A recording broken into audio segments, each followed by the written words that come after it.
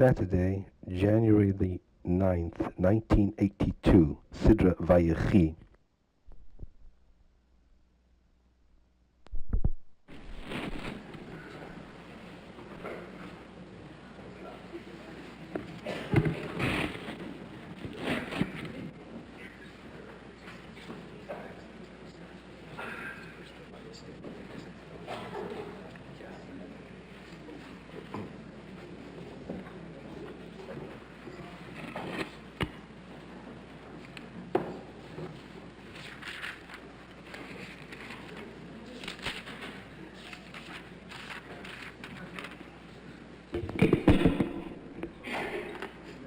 Absent from the synagogue today are some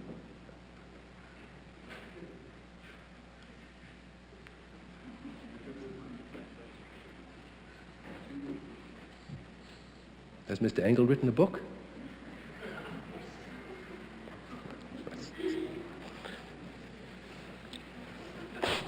Absent from the synagogue today are two members I'd like to mention by name.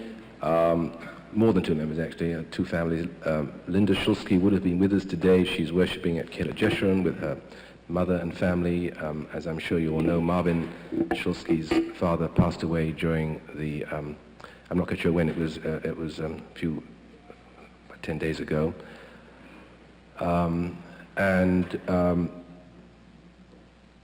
Ruth and Irvin Rosenthal and Rebecca would have been with us today. I think they're still in Pennsylvania. Sitting shiva for Irvin's father, who also passed away. And I think most members of the congregation must be aware of this and will convey their sentiments by letter or by telephone. Do you know anybody know when the Rosenthals are going to be back in? Oh, they are coming back today. Thank you. Vayechi Yaakov. Let's turn to the Sidra on page 180. Vayechi Yaakov be'eretz Mitzrayim sheva esrei shana. The story of the death of Jacob, which begins with the word Vayechi.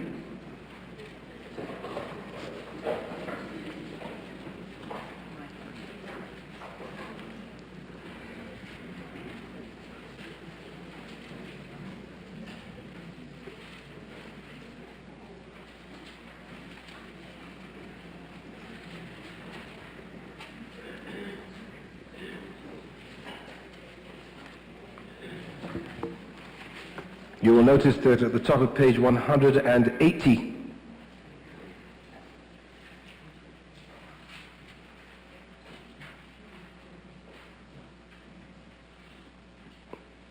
there is an asterisk at the top of the word Vayechi. The asterisk points to the Masoretic note at the bottom of the page. The Masoretic text coming from the Hebrew word masora, from the verb masar, which means to hand down, mem samach resh, and refers to the labors which lasted for several hundred years from about the 5th century onwards on the part of a group of dedicated scholars to faithfully preserve the text of the Bible. And they observe that the Sidra of Vayechi begins immediately following the previous Sidra without any breaks. So you will notice in verse 20, that little line in smaller Hebrew letters at the bottom of the page reads, Ein kan piska klal, ki im revach ot achat. There is no break here at all, just the space of one letter. Usually between one Sidra and another Sidra there is a break of several lines to indicate quite clearly in the text that one has reached the end of a sidra, as indeed between a chapter. There's a larger difference between space between a sidra and an ordinary chapter. But here, the last sidra of the book of Genesis is unique in that there is no space whatsoever, so that if you were to look at this in the Sefer Torah itself, there would be no paragraph break or no chapter break or no sidra break whatsoever.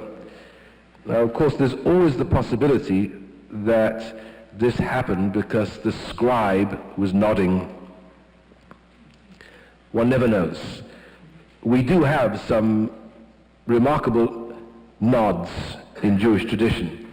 The most famous nod is the one that led the Jewish people all over the world to distinguish between the kind of prayer they conclude grace after meals with on Shabbat and festivals and weekdays. During the week we sing at the end of the grace after meals Magdil Yeshuot Malko, but on Shabbat we sing Migdol Yeshuot Malko. The question of course is why? The sentence simply means either he is a tower of salvation, or his king is a tower of salvation, or he will make the tower of his salvation grow, or it is the same verse with a different reading. One is to be found in the second book of Samuel, and the first, I don't remember offhand, I could find out very easily, but it's not very important. The fact is that the reading in Shemuel Bet, which in Hebrew is written Bet Shin colon Bet, Bishmuel Bet, is Migdol. The original sentence read Magdil, and then some scribe wrote in parenthesis, but in the second book of Samuel it reads Migdol. And then somebody forgot to put the comma in at the right place. So instead of having Bet Shin, comma, Bet, you had Bet Shin Bet, comma, which could very easily be understood to say B'Shabbat. That is to say, on Sabbath you read Migdol. Now, of course, it sounds such a tall story, it's almost inconceivable that millions of Jews throughout the world for thousands of generations recite a different prayer on Shabbat and Yom Tov from what they do during the week, because some guy slipped up. I'm sure all cultures must have examples of this kind, and we really don't know when we have diacritical points whether the scribe's pen leaked and masses of commentary arose on the leak. We know that Homer nodded, and if Homer nodded, then our scribes might also have nodded. At any rate, the rabbis undauntedly asked the question, why? The idea that the scribe could have nodded never occurred to them. It has to occur to us as a possibility. But once one is faced with the reality, of course one has to do something with it. And it's nice to have a different song to sing on Shabbat and Yom Tov from the one that one sings during the week. If one sings it at all, either during the week or on Yom Tov, that is to say. Now, why is this parasha closed? The Midrash asks. Rashi quotes the Midrash. Lama parasha zu stuma, parasha zo stuma. Lefi shekevan shenifta Yaakov Avinu, as soon as Jacob our father died. It's interesting how Hebrew tends to be euphemistic when it comes to the question of death. The tradition of denying death has a hoary antiquity in Jewish life, even though Jewish tradition in some respects attempts to face death more than other cultures. The word niftar, as opposed to the word met, niftar means to be exempt or rid of or freed of or released, as if one says somebody passed on instead of saying somebody died or kicked the bucket or whatever. In other words, there's a kind of it softens the blow. Why is this parasha closed? Because as soon as Jacob our father passed on, Nistemu einehem v'libam shel Yisrael mitzarat hashibud shehetchilu l'shabdam. Translated approximately, that means that as soon as Jacob died, the Egyptian bondage began to set in.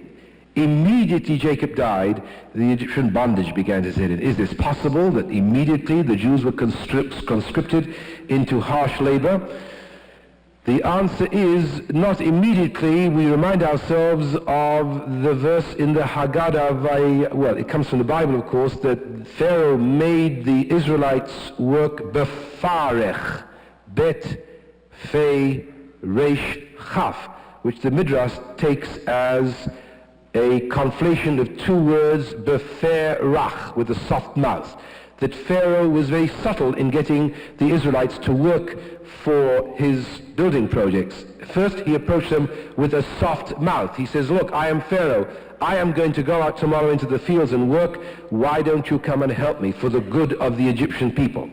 And by these sweet words, by the perach, the soft mouth, Pharaoh got the people to work, and then finally they found themselves in bondage to the Egyptians. In this midrashic idea, there is enshrined the notion that very often the profoundest servitudes and bondages in which we find ourselves as human beings are those, the beginning of which we cannot point a finger at. We don't know exactly when it started. It all seems so effortless. A relationship with somebody, a marriage, a contractual agreement, an involvement. One doesn't know exactly the point at which the perach turns into bafarech, where the soft mouth, the gentle talk, ends in rigor and burden and bondage. So this is the meaning that one of the ancient commentators gives, that there is sadness in this lack of a break. There is sadness. There is no break here, to indicate that as soon as Jacob died, the bondage and the persecution of the Egyptians started potentially already. Pharaoh was setting to work to subjugate the Israelites. Another explanation, Davar Acher, Shebikesh Yaakov legalot et haketz levanav the nistam mimenu. Another reason why there is no break between the Sidra of Vayigash and the Sidra of Vayichi. Another reason why the Sidra of Vayichi is unique in the entire scripture in having no paragraph break between it and the previous Sidra is that Jacob, our father, wanted to reveal the end.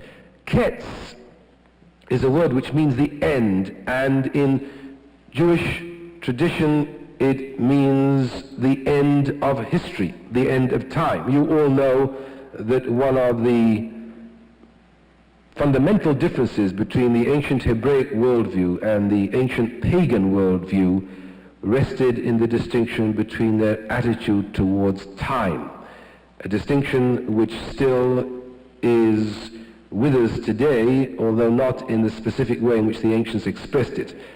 Pagan belief was that time repeats itself endlessly and circularly, summed up in the notion of the myth of the eternal return. Nothing really changes. History simply repeats itself over and over again. That is why we see the same patterns and the same configurations arising in each generation. The Hebraic view, which was also the Zoroastrian view, and the relationship between these two perspectives is hard to establish, is that history is not circular but is a straight line, that time has a beginning and time has a stop, that there will be an end of days when God will judge all mankind. This gave rise to the very elaborate doctrine of what we call Jewish eschatology, the theory of the end of days. And even though, as Reconstructionists, we obviously cannot accept a literal rendition of this ancient Jewish myth, if we take it seriously, it does bring with it the notion that hope for the future, planning, a notion that there is a possibility of amelioration of the world's ills, all those things are possible. There is a whole different psychological perspective in seeing life as one endless repetition and seeing life as moving in a certain direction, even though the way in which the rabbis express that sentiment is not the way in which we would have expressed it. So here Jacob wanted to reveal the end, not perhaps so much the end of days as what would happen in the unfolding of history to his children, and it was hidden from him. Why would it have been hidden from him? The authorities don't discuss that point. After one reaches the age of 50, for example, one begins to forget things. One's mind is as bright and as alert as ever. Well, I have not had that experience, I must tell you. Well, all right. One remembers certain things with great clarity. Distant things one remembers with great clarity. It's difficult to recall what happened the day before sometimes. And we know that the process goes on. What is this that's going on here? Is Jacob simply in the presence of some temporary, senile, what would we call it, a blockage? He wanted to say something and it slipped.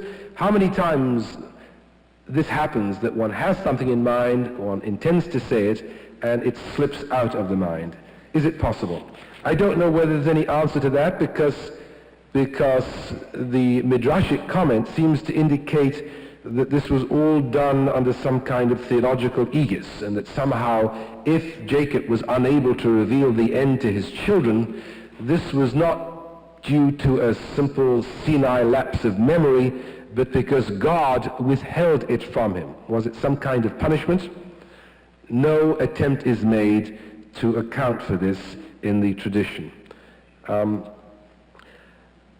The contrast between the Sidra and the Haftarah is very marked and very violent. It's one of the contrasts which we ought to look at this week. There are others.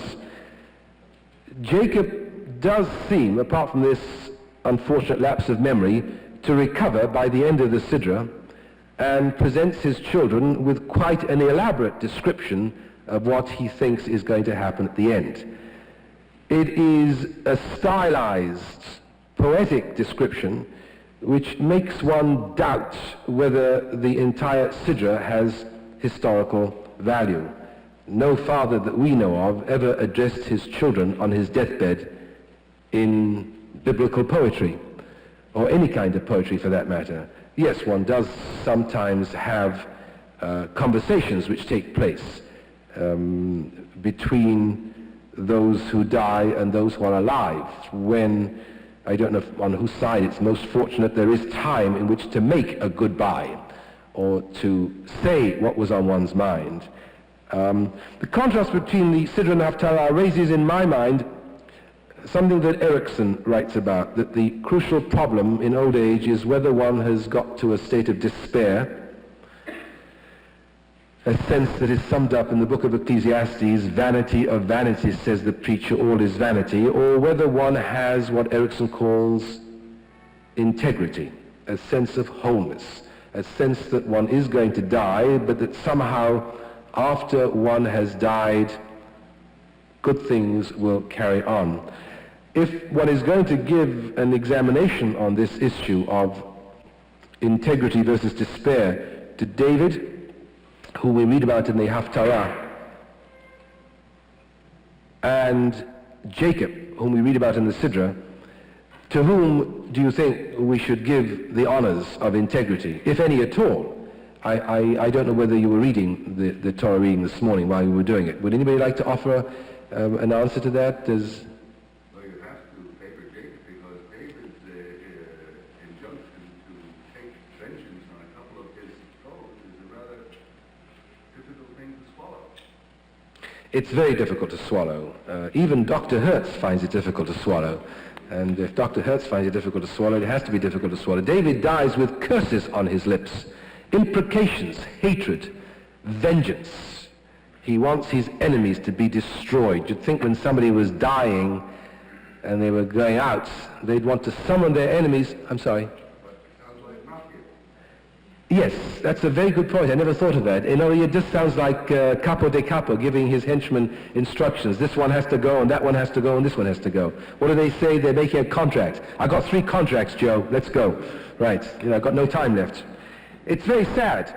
Of course, David was one of our more secular heroes in the Bible, in spite of the fact that Jewish tradition tried to turn him into a pious spiritual leader of the people. There's no question. I think Jackie's right. There is a marked contrast between Jacob, who began his life as a not an entirely pleasant young man, aided and abetted by his not entirely pleasant mother. After all, we cannot perhaps blame Rebekah. It was a shidduch. It wasn't a kind of a love match which Jacob himself made when he fell in love with Rachel at the well. And there's a poignant reference to Rachel as he talks to Joseph, when he expresses the fact that he's going to die, and he suddenly recollects the fact that his favorite wife, Rachel, he had many wives and many concubines, but Rachel occupied a very important place in his life, and he recollects that briefly for a moment. Jacob, who began life as a swindler and as a cheat, egocentric, who deceitfully stole the birthright from Esau, deceived his father. There's no question that he deceived his father. When Rebekah said, let us try to follow through on this theft of the birthright, and in fact let us go out and pretend that you are Esau, cover you with hair, make you smell like Esau, sound, touch like Esau, and steal the birthright. Jacob didn't say, Ma, that's not moral. He said, Ma, Dad may find out. Think. Jacob, whose name became Israel.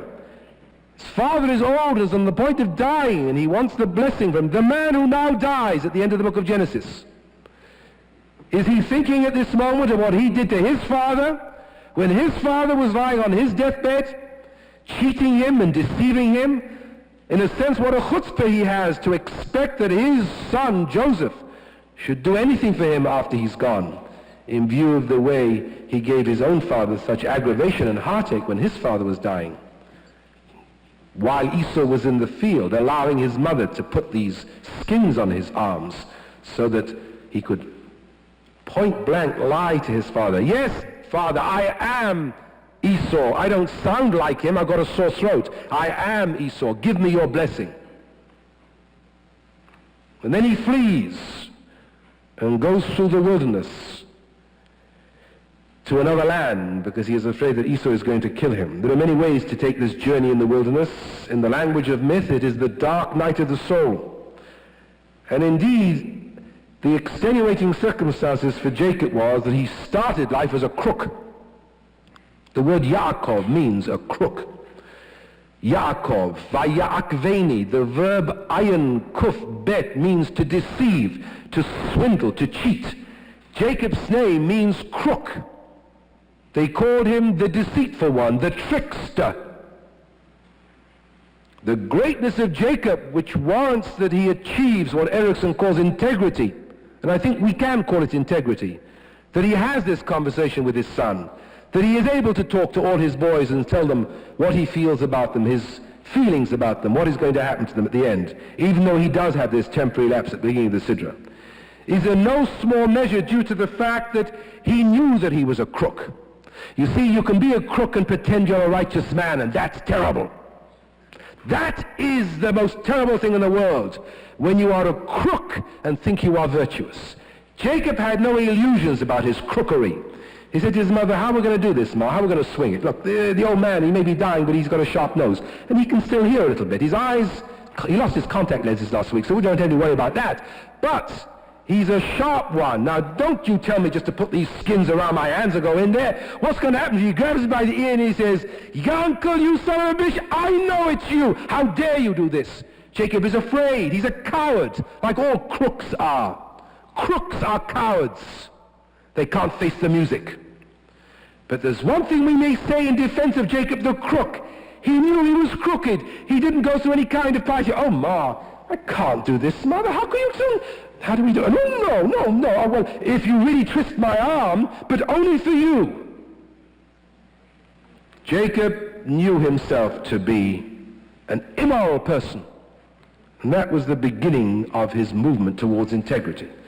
Where you are immoral and think yourself as moral, where you are deceitful and think yourself as honest, there's no future. The first step towards integrity is to recognize what Jung calls the shadow, the negative side, the things that we think about but don't tell anybody, the things we know but pretend are not there.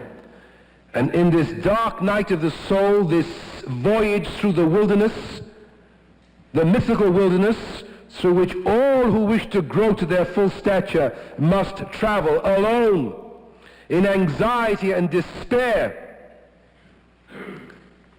a dream comes to him in which he sees a potential of the future, that there is some way, if one tries hard enough, to bridge earth and heaven with the ladder on which the angels of God ascend and descend. One possible meaning, this hope. In other words, in the midst of the despair that Jacob feels,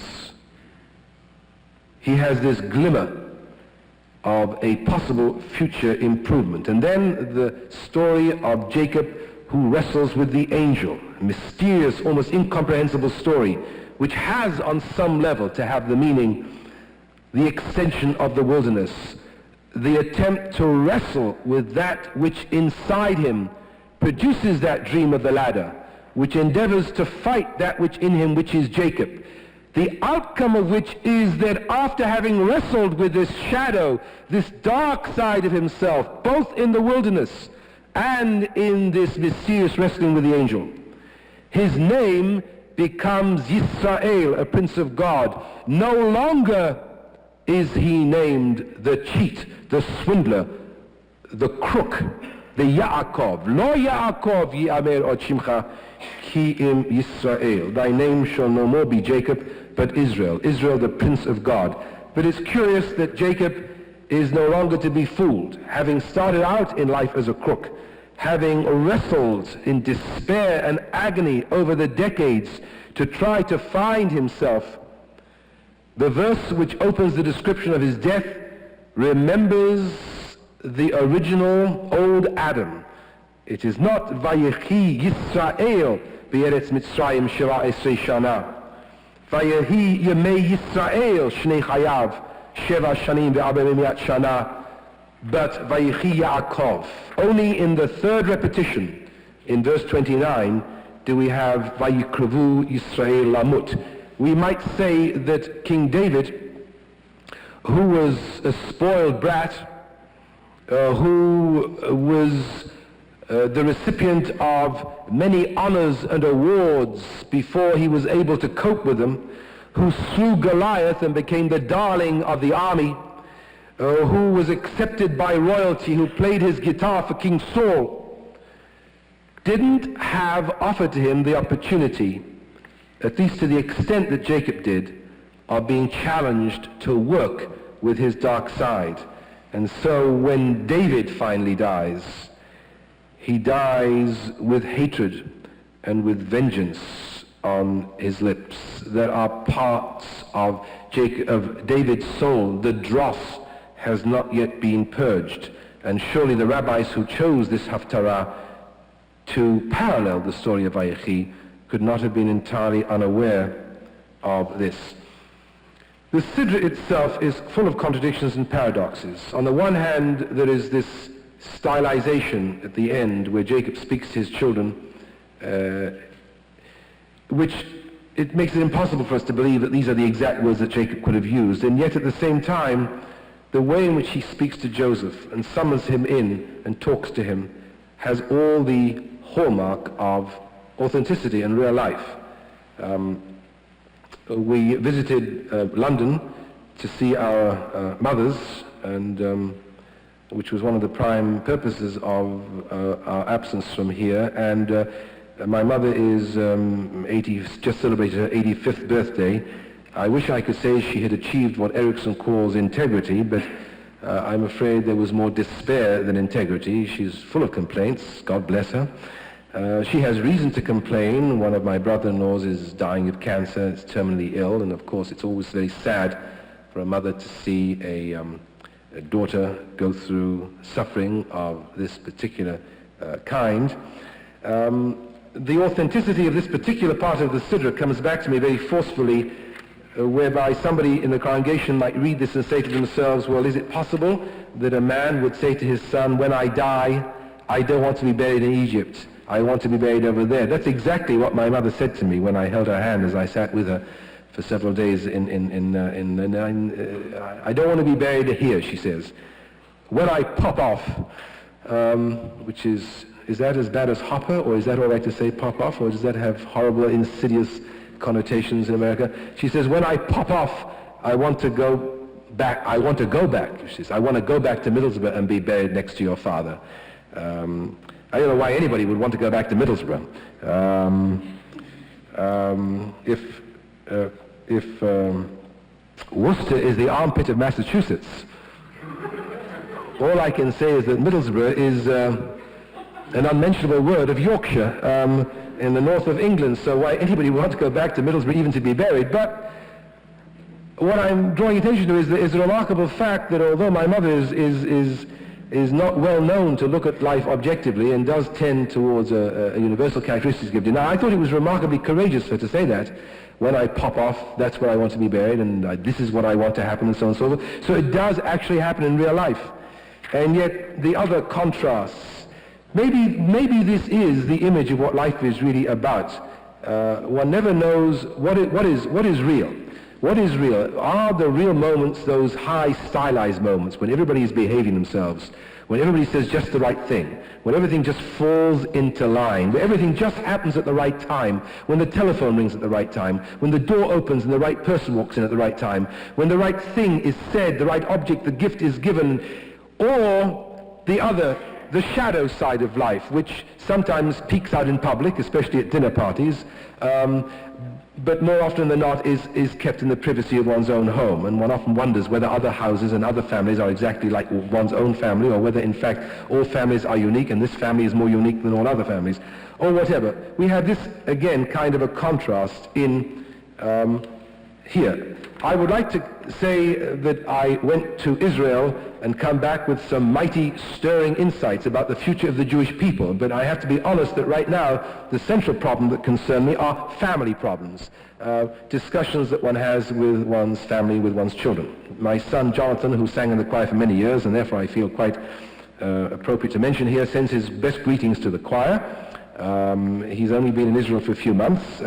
He is working at the hospital called Alin, which in Hebrew is Aleph, Lamed, Yad, Nun, which I think originally means Aguda Le'ezrat Yeladim Nechim, Nun, Chaf, Yad, Mem. Those of you who know your Bible will know that there is a pharaoh known as Pharaoh Necho, Nun, Chaf, Hey, so called because he limped. And this is a hospital for crippled children. It was originally in Ben Yehuda Street, and the facilities are very poor because there were a lot of staircases and stairwells in Ben Yehuda Street. And some years ago, thanks to the benefaction of Jews from all over the world, we tend to make jokes about plaques. There are a lot of funny Jewish jokes about plaques, but I assure you there was nothing funny about the plaques on the wall. Incidentally, from all over the world, and I'm very happy to say, particularly from England, there seems to be a great interest among English Jews in the support of this hospital. A few years ago they moved to a beautiful campus at one of the most perhaps beautiful points in Jerusalem, Kiryat Yovel, overlooking the Hadassah Hospital, very close to Yad Vashem and Mount Herzl, Har Herzl, where Theodor Herzl lies buried. There are 150 children in the hospital. This is one of the moments of integrity of the vacation. The other I don't have to share with you, but I want you to know it had its ups and downs. This is one of the most beautiful moments. 150 crippled children in this hospital, none of whom I think were over the age of 20. The longevity of these children is extremely limited. Jonathan already went through the trauma of having to go to the funeral of one of his charges because the nature of the disease is largely muscular dystrophy, spina bifida, which is a disease in which the bottom of the spine does not completely close. Children who are not able to hold their heads up, who simply collapse into a bag of bones unless they are constantly held, and who cannot move around without being helped by others, cannot perform the simplest elementary things for themselves, going to the bathroom, toilet, wiping themselves, all has to be done by others. 150 such children. And Jonathan has worked with them in a variety of ways, but his musical experience, since Reba is here, Reba and Mark are here, I think I would like to invoke the name of the Hebrew Art School, because one of the things that Jonathan's instructor told me was that he was using music in the therapy of the children, and that there was a whole new thing developing whereby music, I understand there's a whole new field now of musical therapy for these children, and Jonathan is very interested in trying to combine music and therapy. Of course, his mother and father would like him to come back to the States and go to graduate school, but that is apparently not on the cards yet. There were 15 volunteers working in the hospital, 9 of them non-Jewish. One of them a non-Jewish German girl, beautiful, attractive, fair-haired girl from Bavaria. This is a kind of a thought in Jerusalem that strikes deeply into the heart. The young German girl, non-Jewish, who probably wasn't even alive when Hitler was destroying millions of Jews, has felt the need to come and serve in this hospital. 2 of the non-Jewish men working there happened to be living in Jonathan's apartment where we stayed, and I got to know them pretty well. because one day Naomi decided to go and visit a friend that she hasn't seen in about 25 years, and I got home early with a bottle of whiskey, and these people were there, and we went through that bottle of whiskey, and we learned a great deal about each other in a short time.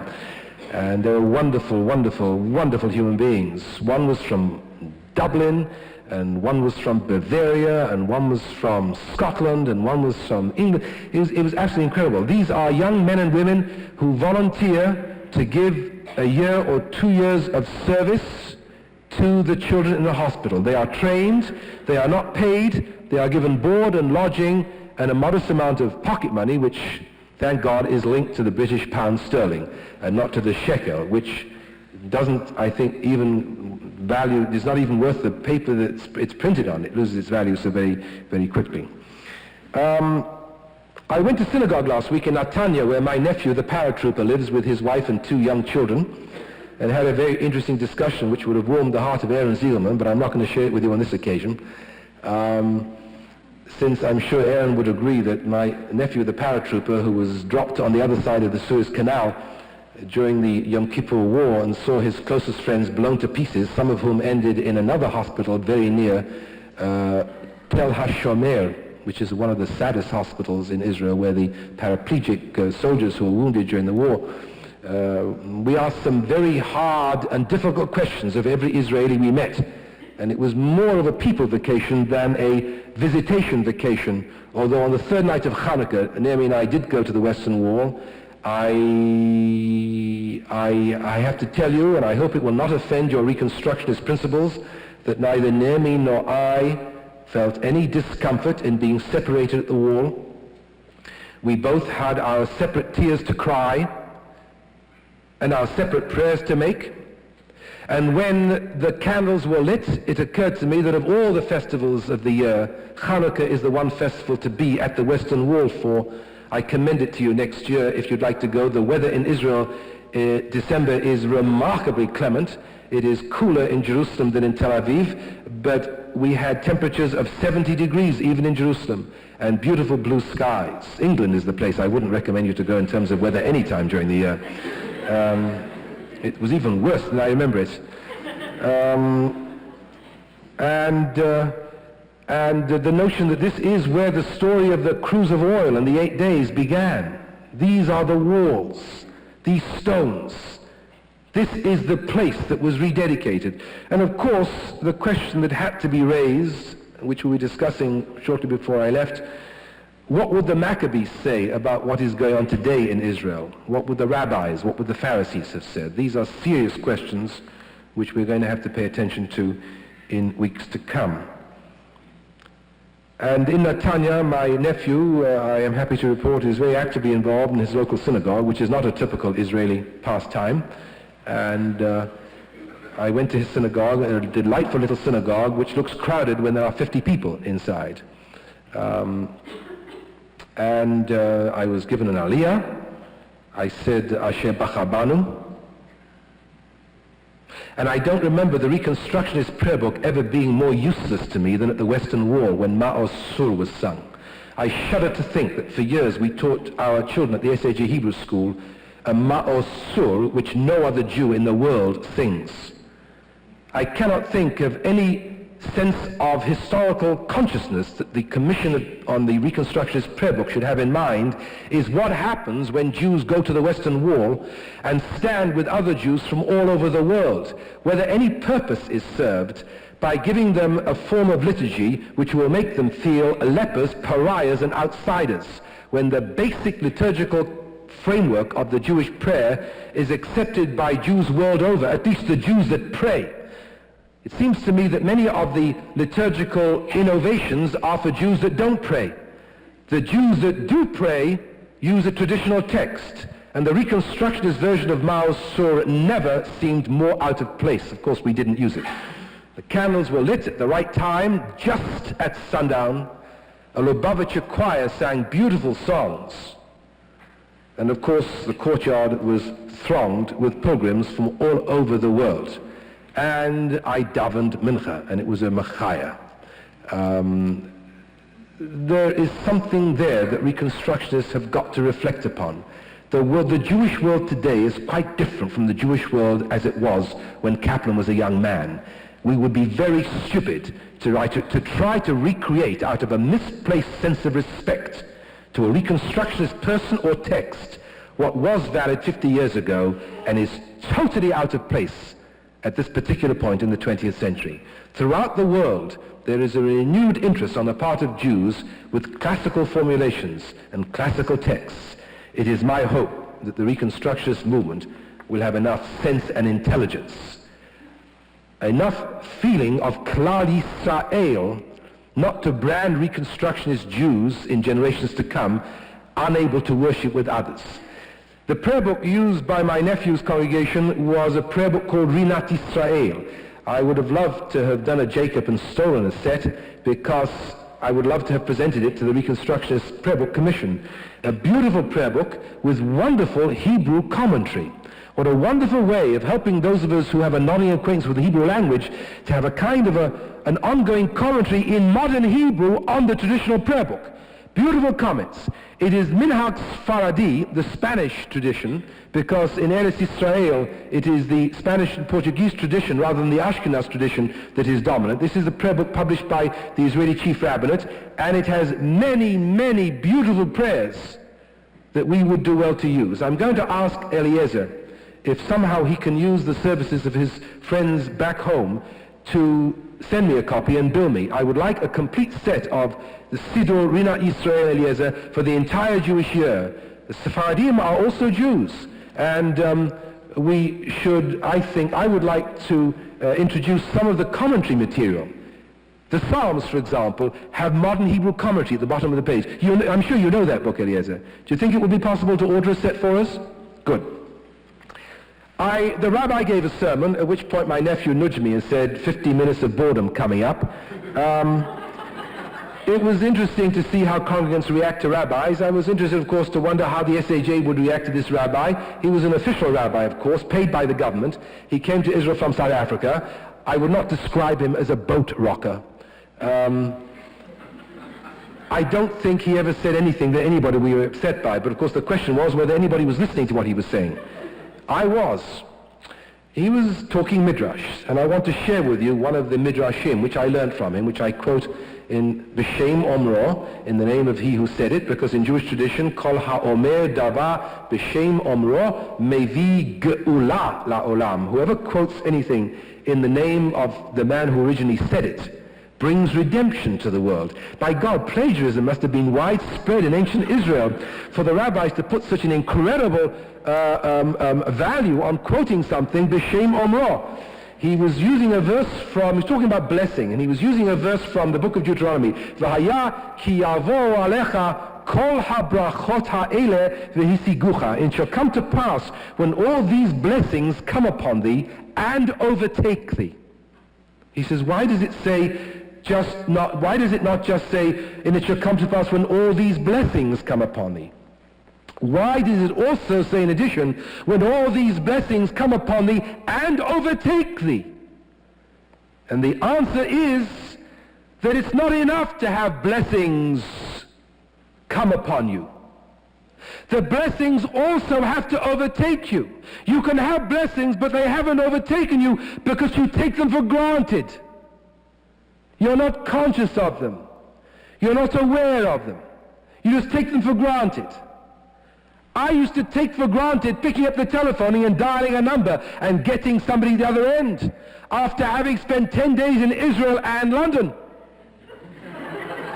The beracha of AT&T is something which I'm much more conscious of. I am much more conscious that in New York we have hot water coming out of the faucets.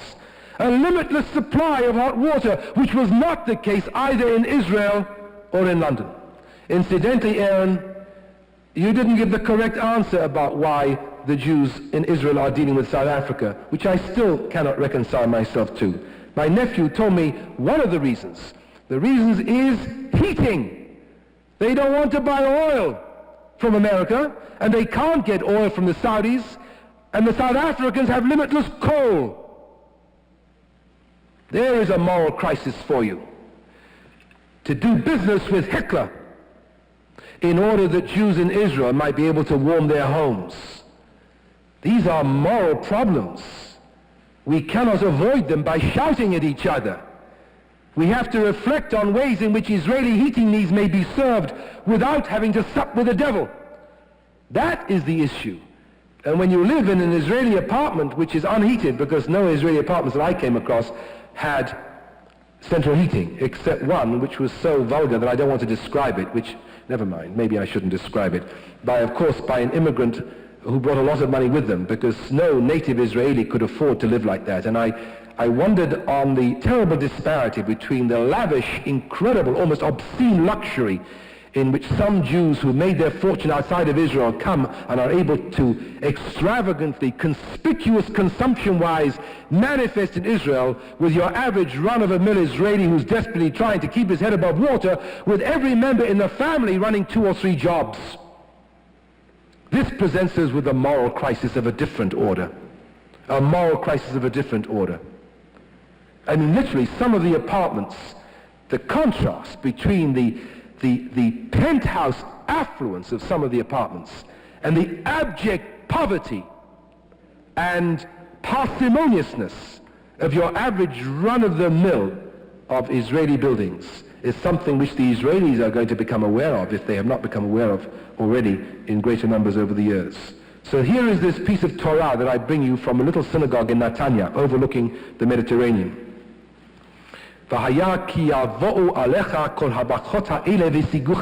When all these blessings come upon thee and overtake thee, it's not good enough to have blessings, to have health. You have to go into a hospital for crippled children and see a 14-year-old girl this big because she was born with a body that couldn't get bigger. There are non-Jewish children in the hospital, Christian children. There was a little Arab child called Manal. I'd have loved to have brought her home. First of all, she smiled all the time. She clung to everybody all the time. She really made you feel loved. A little ball of love. How old was she? 5 or 6? She says to me, Ayi hakinor shelcha, her first question to me when I said, I am Abba Shel Yonatan. She says, where's your violin? My son was identified with his violin, so she thought that since he had a violin, I would also have a violin. That was the first question she asked.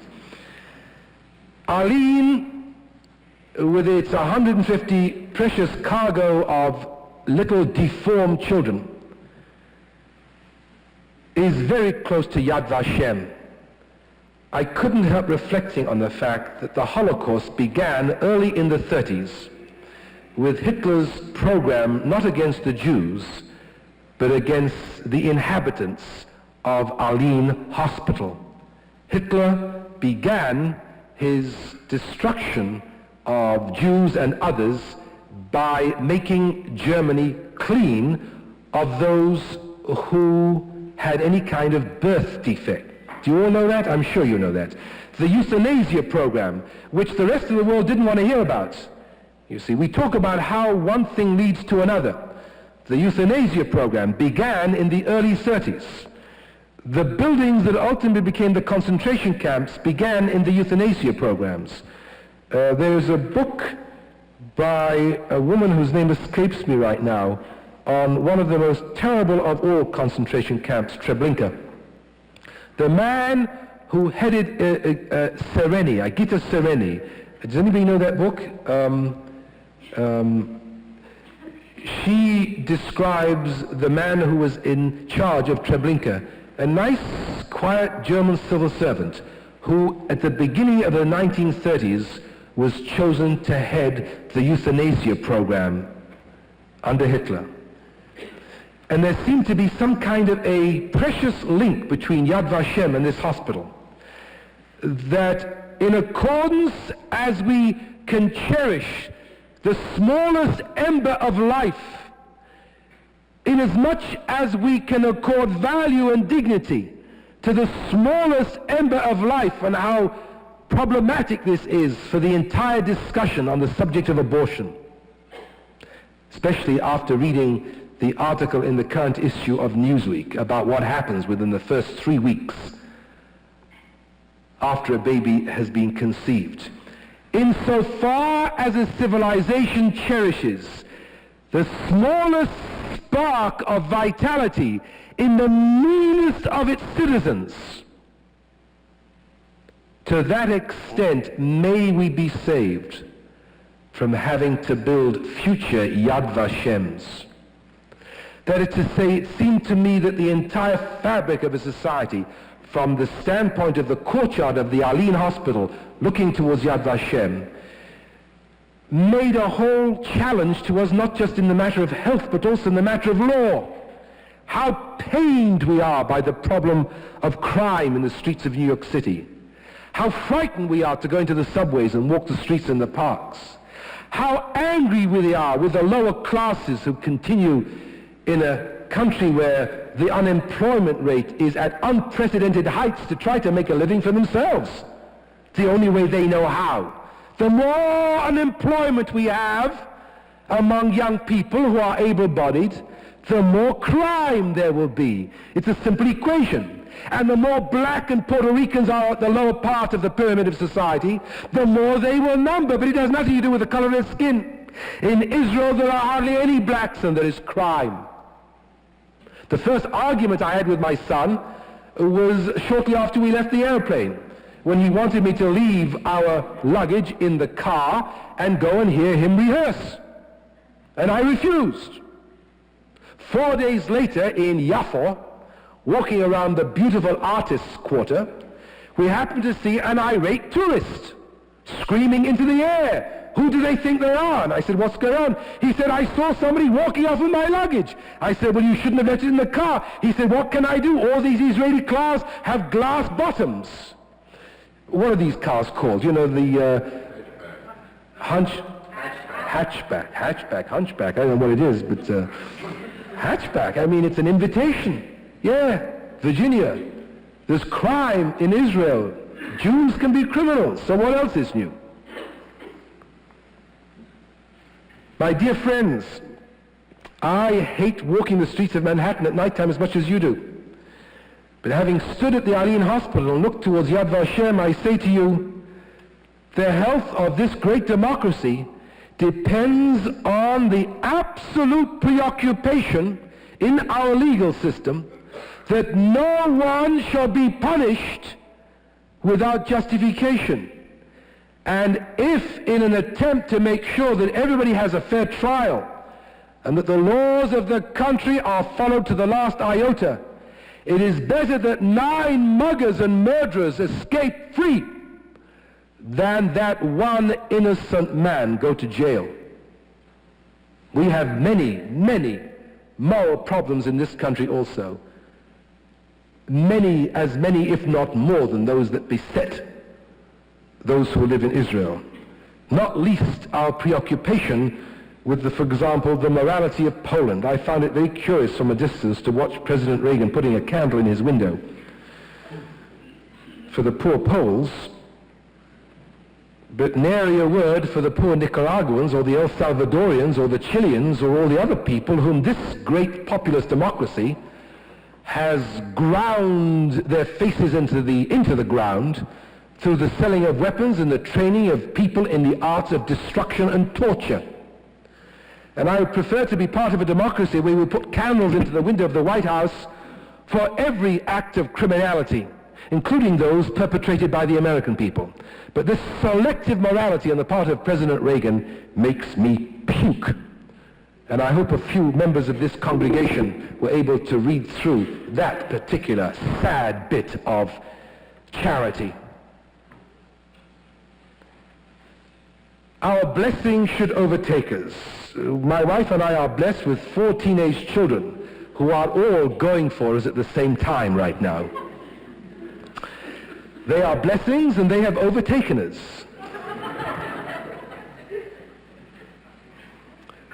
The musical activity that Jonathan was involved with was something called Shiri Vision, a 3rd annual song fest which takes place in Heichal HaSport in Tel Aviv. Jonathan did not have a big part. He was accompanying one of the pop singers. I forget the guy's name. But I did have the pleasure of meeting Moti Giladi, whom I know many of you know, who wants to give Jonathan a job in his next production. Of course, one knows that artists tend to make promises. Only God keeps his promises. But the mere fact of being offered the job was something that Jonathan was very happy with, and there he was on the platform with a cowboy hat. The influence of Texas in Israel, I want you to know, is paramount. I would like to have come back and told you that Torah Sinai was the central problem of the Israeli people, or UJA Federation, but alas, the central topic of preoccupation in the Medinat Israel is, as you probably have guessed, Dallas. Dallas is the central theme.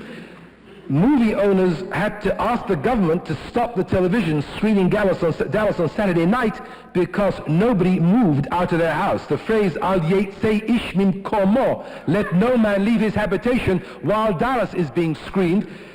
It has an unfortunate side effect that everybody who watches Dallas believes that all Americans, Jews and non-Jews, live like J.R. So both from a moral and an economic point of view, there is a lot of explanation to be done if we are to keep channels of communication open. And we went to the rehearsals, and the children are delightful. I would have wished that they were a little less erotic at a young age.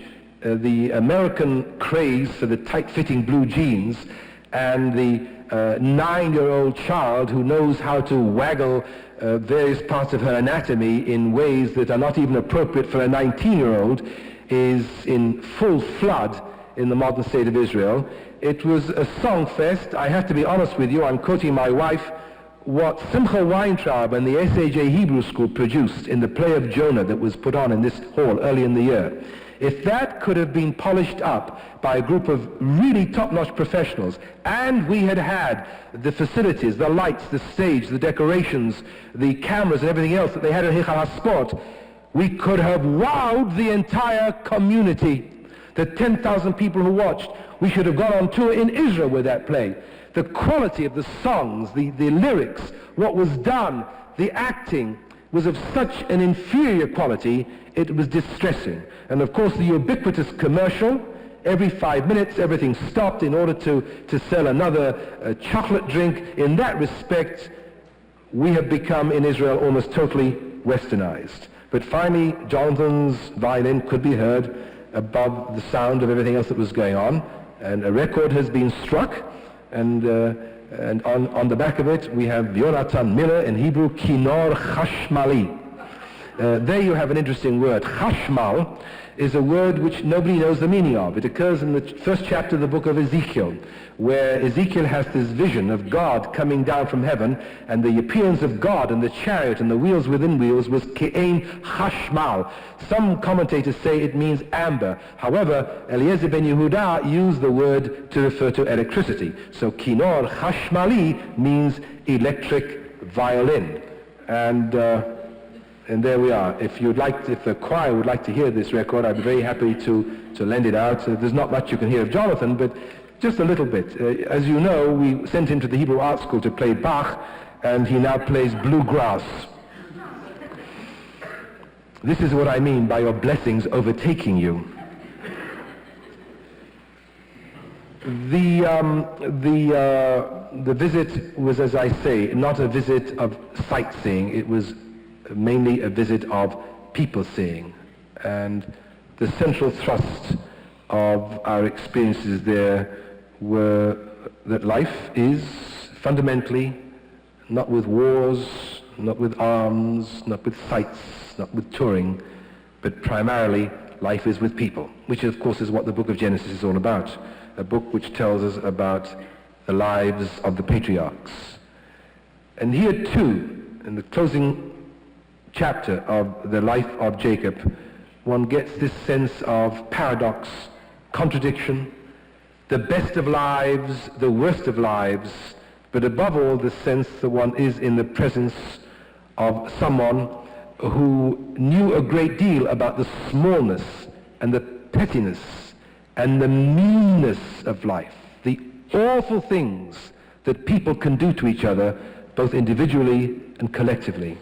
But at the same time, a man who refused to be overwhelmed by the shadow side of his personality and fought the good fight throughout his life, so that when he died, the greatest tribute of all was paid to Jacob.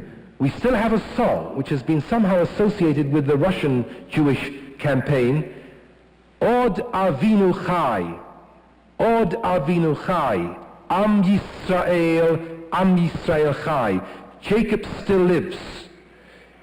And what lives in Jacob is this endeavor and this resolution to which we all ought to dedicate ourselves to this morning, which is writ small in the life of the individual and the immediate family that we all have to a greater or lesser extent, but is writ large in the life of the people, even as Plato saw in the state a magnified image of what happens in the life of the individual, both as individuals and as groups, both as nations and as people.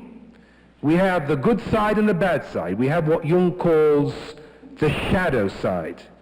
We dare not turn away from our shadow side. We must confront our shadow side and wrestle with it, even as Jacob wrestled with the angel. Elicit from it a blessing.